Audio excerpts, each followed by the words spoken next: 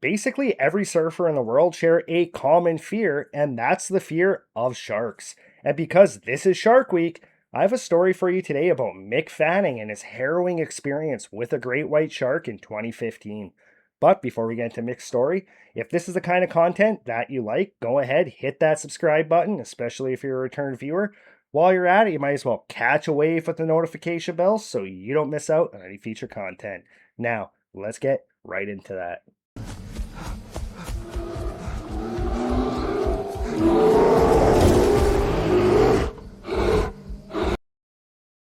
Early in the afternoon of July 19th, 2025, this massive group of people started converging along the shores of Jeffries Bay in South Africa.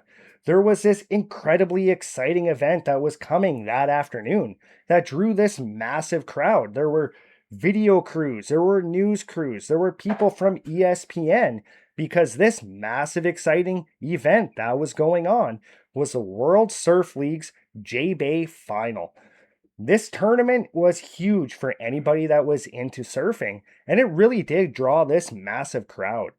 On this particular day, the tournament it was supposed to start around 2:30 in the afternoon, and it was really going to be two surfers competing for this title.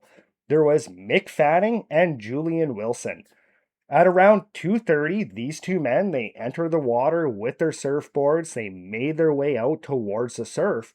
Then they spent several minutes sitting, waiting for their sets to come in, waiting for the perfect waves. Both these men were set on trying to win this championship and get all the money that came with winning that title, but especially Mick Fanning. He was a longtime surfer. He had a huge love for surfing, a huge love for the water. It was something that he was actually incredibly good at, and he was really feeling like he had a very good chance of winning this tournament. As the two men sat there in the surf, Mick, he's sitting on a surfboard, his legs are kind of dangling off the back, he's watching out into the ocean, watching for his set of waves to come in. As he's sitting there, he's kind of nervous about what's going to happen. He really wants to win this tournament.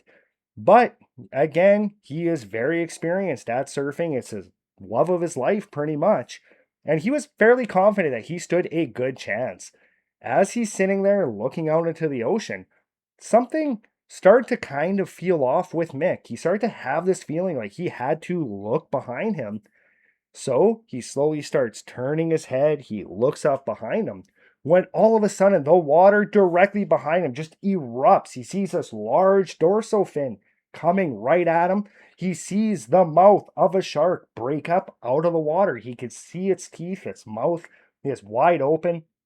Mick immediately kind of went into a panic, but it was a controlled panic. He tried getting up onto his surfboard when all of a sudden he's violently yanked under the water. Mick, he doesn't know if he's been bit. He doesn't know what's going on. He does not feel any pain. He's frantically trying to swim up to the surface. As soon as he breaks the surface of the water, again, he's violently ripped under the water. At this point, Mick just starts flailing. He starts punching. He starts kicking at this shark, trying to escape from its grasp. Again, he's still not feeling any pain, but he knows this shark is on him. After a few more moments, he emerges up out of the water again, and at this point, he realizes that this shark does not have a hold of his leg. It's actually tangled up in his leg rope, the rope that goes from your ankle to your surfboard. If you fall off, your surfboard doesn't float away, and this shark is completely tangled in it. At this point, Mick, again, he's frantically punching and kicking at this animal, trying to get away. And again, he feels this hard yank. He's forced under the water. Mick had to have been thinking at this point, this was it. This was how he was going to die. And in an act of final desperation, just like when he had been pulled under those other two times, he started punching and kicking at this animal.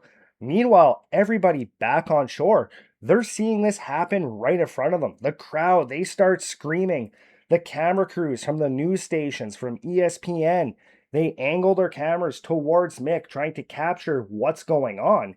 And Mick, this entire time, he's fighting for his life. Mick managed to swim his way up to the surface for a third time. And then he felt this violent yank on his foot.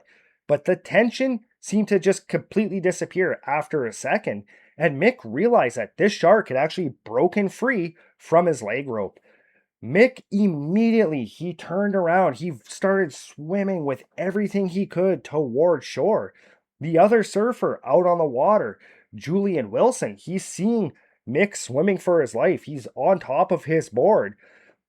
But there was nothing he could do. Mick, he continued to swim when all of a sudden the two safety jet skis that had been standing by in case one of these surfers got injured came racing up to Mick. They grabbed him up out of the water. They got him on another board. Mick, he basically collapsed down on this board on all fours, trying to calm himself from what had just happened, basically breathing a sigh of relief. The other jet ski headed over to Julian Wilson, picked him up, and then it brought them back to shore.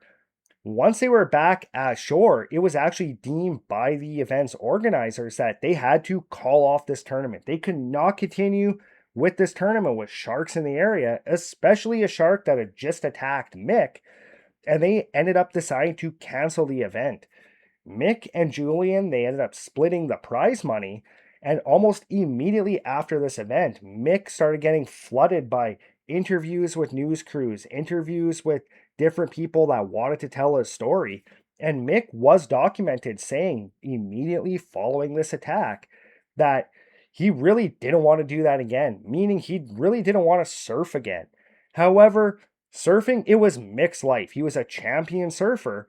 And then in 2016, the same place where he had been attacked in 2015, Mick entered that competition again, and this time he ended up winning.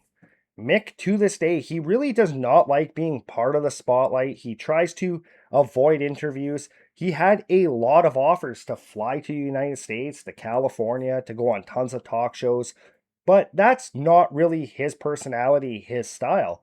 And he's stuck with surfing to this day, and he's just very thankful that the events of that day did not turn out different. Well, that's it for Mick's story. Thanks for joining us. If you haven't done so already, hit that subscribe button. While you're at it, don't forget to punch that notification bell, and I'll see you next time.